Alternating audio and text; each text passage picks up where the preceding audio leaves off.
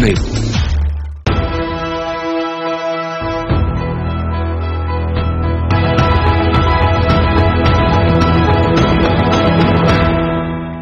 Hello and welcome to another episode of United Technologies presents Transforming Cities, Transforming India in partnership with CNBC TV18 and moneycontrol.com.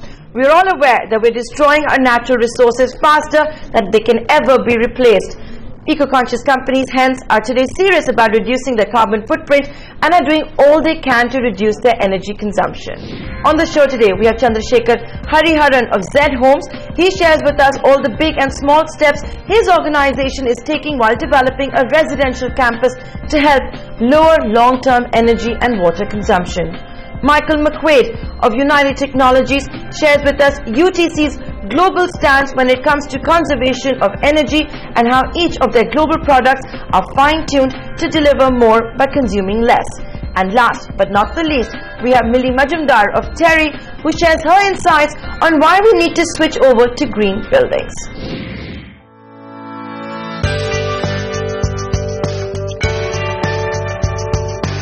Biodiversity Conservation India, or BCIL, is an organization that provides lifestyle solutions that focus on sustainability.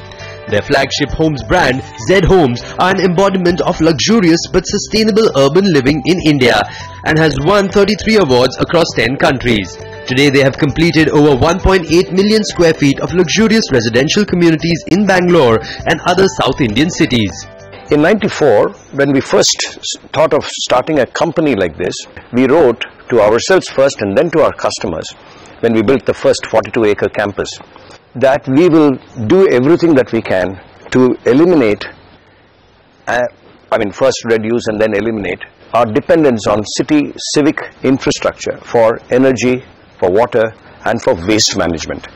When we first said these things, people said there must be something wrong with us. It took us about 5 years to demonstrate, to incubate, innovate and get it working in a way that the people who were residing in that place of 70 odd families over 40 acres could get these facilities without compromising comfort and convenience, even luxury. Then we expanded, we did with many more homes. So the idea was rooted basically in understanding that there are going to be inevitably deficits on water and on energy for a number of decades into the future. What are those solutions that you can come up with was our reason for starting and working on BCIL. From that time when we started in 1995, we've done about 10 or 12 such enclaves. We've reached a point in our understanding of technologies and solutions where we said to ourselves that we must create an enclave of homes that, that kind of represents the repository of all such knowledge, cumulative experience of BCIL. Then we did, in the next 10 years, we must have done no more than about 1 million square feet till about 2004 or 5. And then started another phase when in the next 6 years, we did approximately 1 million square feet. And today we are doing about 1.8 million square feet between Chennai, Bangalore of course, and Mysore. But personally to me, what is important is that we have reached a point when we are gaining speed now. We're doing about 2 million, adding another 1 million square feet. And from here, how the company takes it forward on that, innovation curve that Jeffrey Moore talks about, for instance, is something that the rest have to do. Over the last decade, BCIL has been creating neighborhoods that have been designed and built to minimize all energy and water requirements, besides having options of recycling almost all the waste that is generated within such campuses. Z-Earth is one such project which offers lifestyle solutions that focus on energy saving and sustainability. We started this project about 2.5 years ago. It has about 150 homes. They are reasonably large. They are about 2,000 to about 2,500 square feet as sizes go. These are, as you can see, these are standalone homes. And the whole idea of creating over this 25 acres of this expanse to the north of Bangalore was to see that we demonstrate once again with all our cumulative experience this possibility of designing an enclave after understanding the carrying capacity of water of this land. So essentially we spun our entire design approach and our solutions from these three basic strands of water, energy and waste. We don't ever take a connection with the municipal water supply. The The second is that we don't take sewerage water supply board connections, where no wastewater can go out of any of our campuses. We find ways of treating them to a point where they're even drinkable, they're potable. The third is that when it comes to any solid waste, nothing can go out of our campuses, whether it's wet waste, it's leaf litter in these places, for instance, kitchen waste that comes out after it's segregated, shall we say, plastic waste. When it comes to, for instance, e-waste, somebody wants to throw away a mobile or a computer that he's used. What we do is we don't manage that ourselves. We find an outreach agency who takes this away and sees what they can do to recycle that waste into a resource. It's time for a short break. On the other side, Chandrasekhar Hariharan tells us why it's important to choose the correct materials while constructing buildings. We'll be right back. Intent of all rating systems are similar, which is to achieve a green building as an end product, and the buyer should be able to reap the benefits of a green building, which is in terms of saving energy when they're using their homes, appliances, etc., saving water, having minimum waste generation, and several other things, better indoor environmental quality, so on and so forth.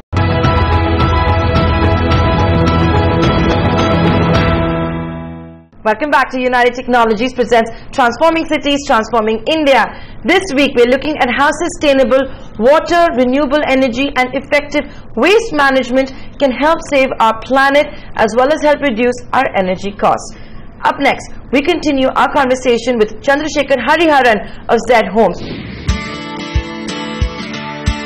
Z Homes have shown that no matter what type of building we build, costs can be contained at every level, even for luxury projects.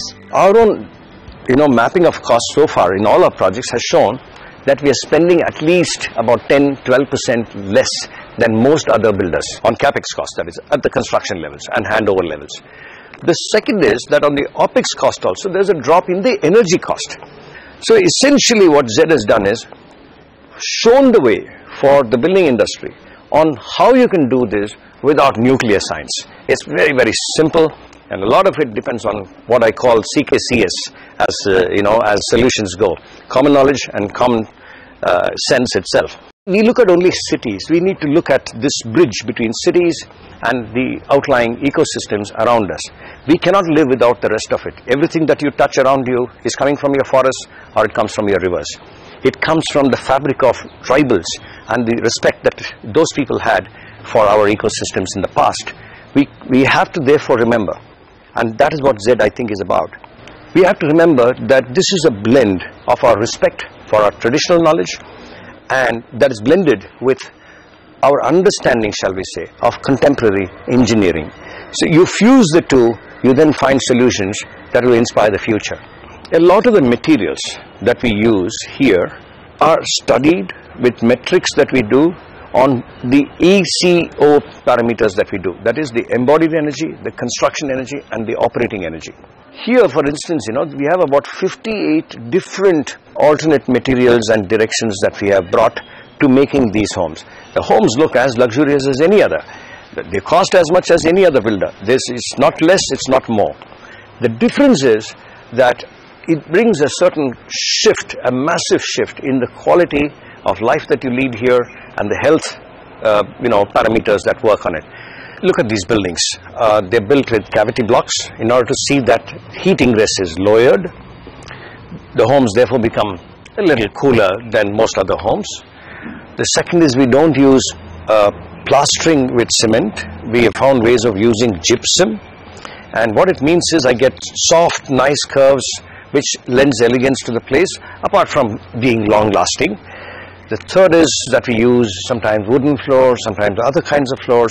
We keep the costs engineered, but we ensure that we are bringing in elements that can add warmth to the home while also being compatible on the green. These are the things that you need to be doing, and that is what we showcase here. So you see, these are changing times. These are things that will settle down and will become part of the present. Right now they are in the future. On that note, it's time for a short break. On the other side, CNBC TV18 Sumit Lakhutia will be in conversation with Michael McQuaid of United Technologies. He shares with us UTC's worldwide commitment when it comes to research and development of energy-efficient products. Stay tuned. Our experience says that even for retrofit opportunities, if planned well, the returns on investment are within 3 to 4 years. It is not very high. And retrofit opportunities lie in changing building equipment, say air conditioners, lights, from changing for more inefficient lighting system to more efficient ones. You can put better controls to be able to reduce wastages. And when we talk of deep retrofits, then we talk about changing, say windows. You can change from single glass to double glass, make more the window panes more efficient, etc. So those are called deep retrofit opportunities. And one thing which also should be done, particular for low-rise buildings, is use of, say, insulation on, particularly on roof, because that gains a lot of heat.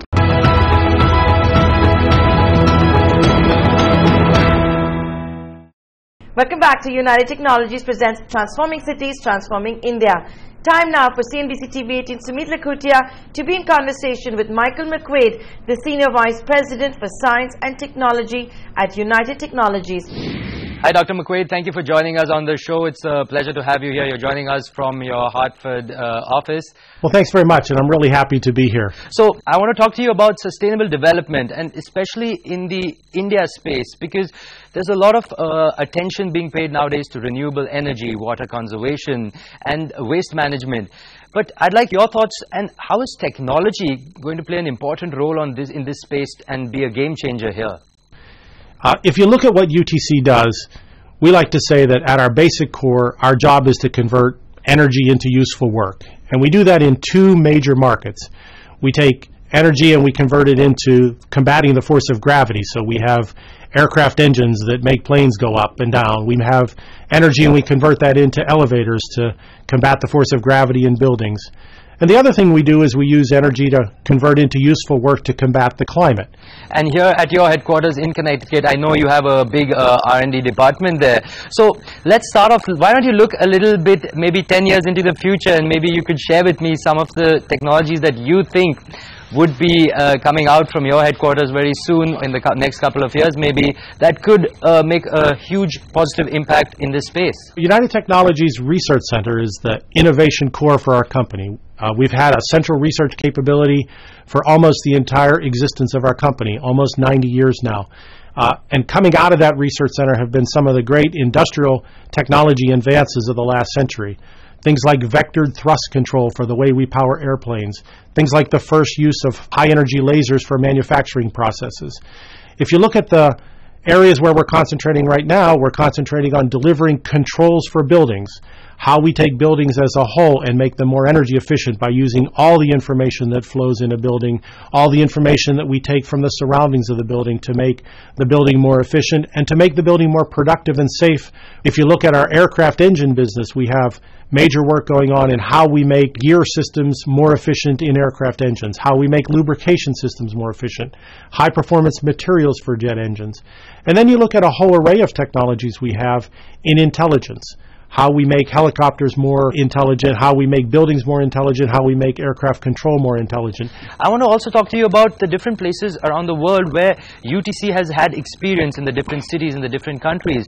Maybe if you could share some examples of how some cities or some companies in cities have used technology in sustainable development. Maybe we could share some examples for us so that we can maybe apply those here in India. Buildings contribute more than 40% of the greenhouse gas emission in the world. It's also important for people to understand that we have now crossed the threshold where more than half of the people in the world live in cities. Cities can be more efficient, cities can be more productive, but then they also have to work better. And if you look at the work that UTC has done around the world in making buildings and making collections of buildings in cities more efficient, we turn to things like the World Business Council for Sustainable Development, where we've led the effort in energy-efficient buildings, looking at solutions to measure and monitor and improve the efficiency of buildings.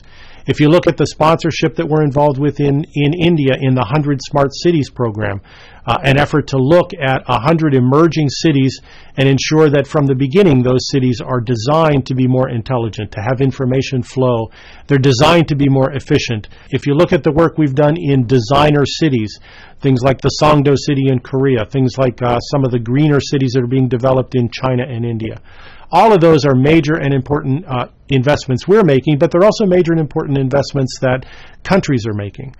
We're very happy to partner in India with the Energy Resources Institute, with TERI, to look at how buildings contribute to city performance. We're looking at the way we audit and manage the energy performance and use in buildings. We're looking at how cities and districts and countries establish regulatory frameworks to manage and monitor cities. So that contribution from UTC with TERI in India will be important as buildings continue to become more important in cities and urbanization becomes so much more important in a place like India. And are you seeing any trends emerging from all this, the research that you're doing and your tie-up with TERI here in India? Any positive trends, any interesting trends with regards to Indian energy use? I think the TERI partnership is going to point out major trends in how we control buildings, in the technology we bring, not only for the most efficient products that we bring to buildings, but also how those products interact with one another. And the work with TERI will look at solutions for how we package energy efficiency solutions, and more importantly, it'll look at how we deliver solutions for how buildings are monitored, how buildings are audited, and how buildings are presented to consumers. Hopefully consumers will make intelligent choices about the kind of buildings that they want to live in, to work in, and the work that TERI's doing in delivering that kind of information to the public is very important.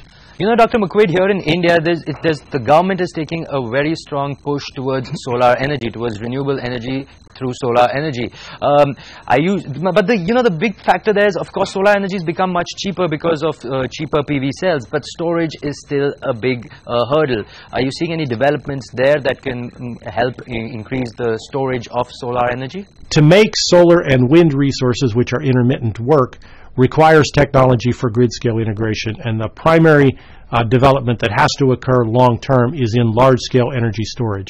So the ability to store megawatts of energy for hours or days at a time. UTC has significant technology in a kind of storage system called flow batteries. This is an outgrowth of some work that we've done for a very long time in flow battery systems, the ability to store megawatt hours of power efficiently. And if you look at how that could help in a city or in a building, think about a building that is fundamentally solar powered but can only obviously achieve energy production during the day. With megawatt hour scale flow battery systems in the building, you can take the power that's generated during the day and use it at night. You can take power generated only when it's at the lowest cost and use stored power later in the day. You can use that power when the energy from the grid is off in the building. So these large-scale grid storage systems, like flow batteries, become very important, and UTC is right in the middle of that technology development. With regards to R&D, you have a fantastic center here in Hyderabad in India, but are you seeing any more increase in numbers here? Are you looking at more hirings in India? Are you looking at making more of R&D done in India and for the globe? India is obviously a very big and important market for us. You mentioned Hyderabad, where we have over 300 people in our building and industrial systems research and development facility there. We also have over 1,000 people in Bangalore as part of our aircraft systems business. Those people are right in the middle of producing new solutions, new products, not just for India, but for the world. From your experience globally, what are some final thoughts that you would like to leave with us so that we can get this sustainable development journey correct in India here? So let me give you a UTC perspective. Our first obligation, the first thing that drives us, is to provide the most energy efficient solutions that meet our customers' needs. And we've had great success over the years, and right now we have several major new products that contribute to that, both in India and around the world. Products like our geared turbofan engine, a new class of engines for the mid-range and regional jet market that delivers 16% fuel efficiency, that delivers 50% reduction in emissions, that delivers a 75% reduction in noise footprint. We also have products for the commercial market, products like our Gen 2 switch elevator that generates rechargeable energy when the elevator is coming down unloaded in a building. Those elevators, those Gen 2 switch elevators, are 75% less energy consuming than a conventional elevator. And when we combine those with a solar option, we take renewable energy, we put it into a system that requires only 25% of the energy, and we have a system that delivers significant energy efficiency benefit to our customers. It also has the added benefit of being able to perform in places where the grid is not reliable. So these Gen 2 switch elevators can actually have over 100 cycles of elevator usage when the building power is not available. We also have products like large-scale packaged rooftop chiller systems for providing energy to cool buildings, the most efficient rooftop systems.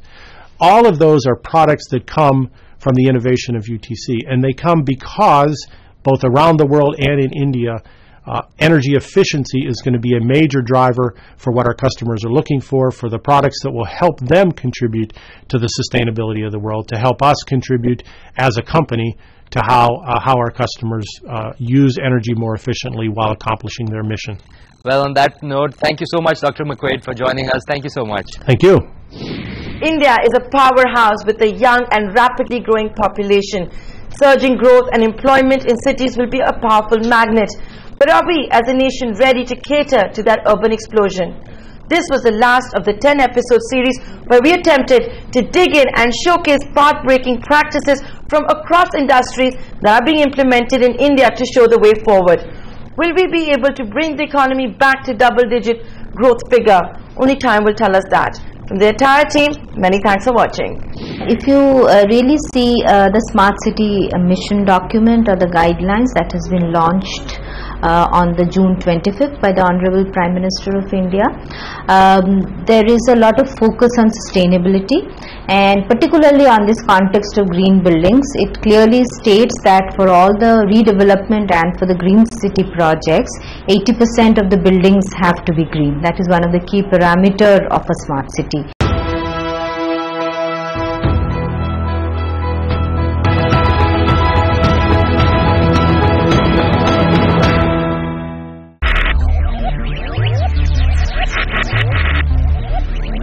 Focus, ideate, innovate, enable.